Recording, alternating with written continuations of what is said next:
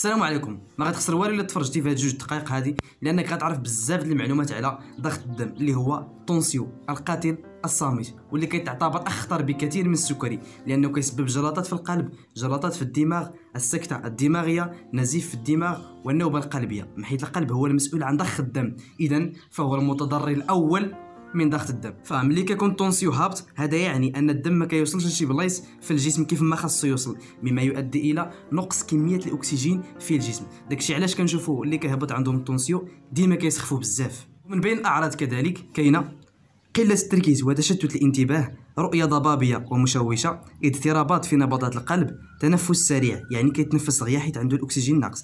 داكشي علاش كيقولوا لك الا سخف شي واحد ما تلموش عليه، خليو ليه المجال فين يتنفس وفين ياخذ الاكسجين الكافي.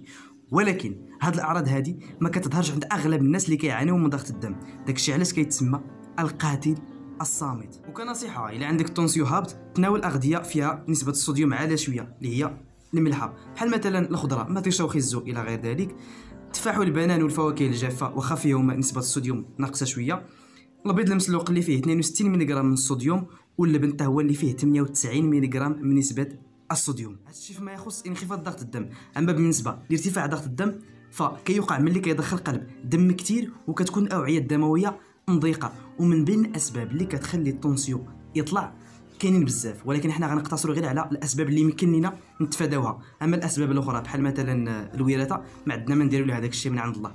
المهم من بين الاسباب كاينه زياده الوزن والسمنه، كاينه قله النشاط الجسدي، داكشي علاش الخوت ديما كنقول لكم مارسوا الرياضه الخوت هي كلشي. بالاضافه الى هذه الاسباب كاينين التدخين، الناس اللي كتكمي راه الكارو كيطلع الطونسيو، بالاضافه الى التوتر حتى هو كيطلع الطونسيو، وشرب الكحول. وباش تحمي راسك من ارتفاع ضغط الدم تناول اغذيه صحيه ومارس الرياضه ثم الرياضه وما تكميش. وكنصيحه الى عندك الطونسيو طالع، تناول الادويه اللي خرج لك الطبيب في وقتها، وشرب كميات مناسبه من الماء، وغاشرب الماء صاحبي انت خاسر، وتفادى الماكله اللي فيها الملحه كثيره. اوكي، وكالعاده كان معكم حميد. الى استفدتي في الفيديو اشترك في القناه باش تكون في عائلتنا المتواضعه، دير لايك وبارطاج مع صحابك باش يستافدوا حتى هما. سلام.